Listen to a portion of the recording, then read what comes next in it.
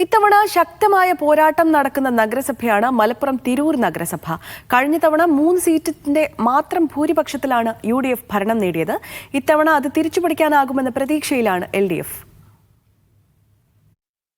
38 സീറ്റുള്ള നഗരസഭയിൽ 2020-ൽ 19 സീറ്റുമായാണ് UDF LDFിൽ നിന്ന് ഭരണം പിടിച്ചെടുത്തത്. 16 സീറ്റുമായി LDF ശക്തമായ മത്സരം കാഴ്ചവെച്ചു.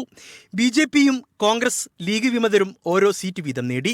കോൺഗ്രസ് ലീഗ് വിമതരുടെ പിന്തുണയോടെയാണ് കഴിഞ്ഞ 5 വർഷം തിരൂർ നഗരസഭ UDF ഭരിച്ചത്. ഇത്തവണ വലിയ ഭൂരിപക്ഷത്തോടെ ഭരണം നിലനിർത്തുമെന്നാണ് UDFിന്റെ അവകാശവാദം.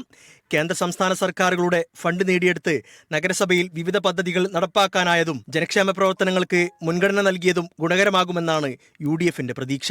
എല്ലാവരുടെയും സഹായ സഹകരണം, ഇപ്പോൾ സംസ്ഥാന സർക്കാരിന്റെ ആയാലും അങ്ങനെയൊക്കെ എല്ലാ തരത്തിലും ഒരു പരിധിവരെ കുറച്ച് മടിച്ചിട്ടാണെങ്കിലും കുറച്ച് സഹായങ്ങളൊക്കെ കേന്ദ്ര സർക്കാരിൽ നിന്നുള്ള ഫണ്ടുകളും അങ്ങനെയൊക്കെ ഞങ്ങൾക്ക് കിട്ടിയിട്ടുണ്ടായിരുന്നു.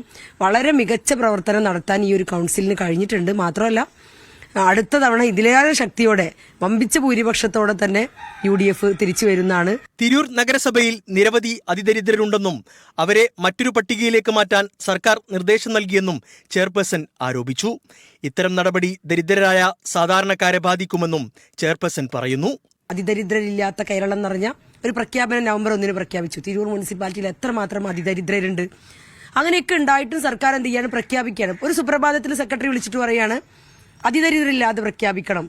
അപ്പൊ നിലവിൽ നമുക്കുണ്ടായിരുന്ന അതിദരിദ്രരൊക്കെ എവിടെ? അപ്പൊ ഞാൻ പറഞ്ഞു ഇവരെയൊക്കെ നമ്മൾ എന്ത് ചെയ്യും, അവരെയൊക്കെ പ്രത്യേകിച്ച് MIS പാർക്ക് ചെയ്യണം എന്നാണ് നിർദ്ദേശം വന്നിട്ടുള്ളത്.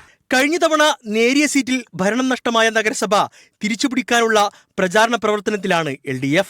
ഭരണസമിതിയിൽ അഴിമതി ആരോപിച്ചും ഫണ്ട് നൽകുന്നതിൽ വിവേചനം ആരോപിച്ചും സമരത്തിലാണ് LDF കൗൺസിലർമാർ. കഴിഞ്ഞ 5 വർഷം നഗരസഭയിൽ ഒരു പ്രവർത്തനവും നടന്നില്ലെന്നും ഭരണം തിരിച്ചുപിടിക്കാൻ ആകുമെന്ന പ്രതീക്ഷയിലുമാണ് ഇടതുമുന്നണി. സാമൂഹ്യ പെൻഷൻ വർദ്ധിപ്പിച്ചതും സ്ത്രീകൾക്ക് മാസം 1000 രൂപ നൽകുമെന്ന പ്രഖ്യാപനവും ഗുണകരമാകുമെന്ന വിലയിരുത്തലിലാണ് LDF. ഒരു തരത്തിലുള്ള വികസന പ്രവർത്തനങ്ങളും ചൂണ്ടിക്കാണിക്കാൻ അവർക്ക് കഴിഞ്ഞിട്ടില്ല. കാര്യമായ ഒരു പ്രവർത്തനവും കഴിഞ്ഞ 2-3 തവണയായി LDF അധികാരത്തിൽ വന്നപ്പോൾ ഈ മുനിസിപ്പാലിറ്റിയിൽ ഉണ്ടാവാത്ത ഒരു പുതിയ കാര്യം ഇവിടെ നടപ്പാക്കാൻ വേണ്ടി കഴിഞ്ഞു.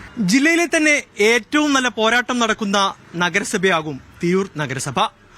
ഭരണനേട്ടവും അതോടൊപ്പം സംസ്ഥാന സർക്കാരിന്റെ ഭരണവിരുദ്ധ വികാരവും വോട്ടാകുമെന്നാണ് UDF പ്രതീക്ഷ.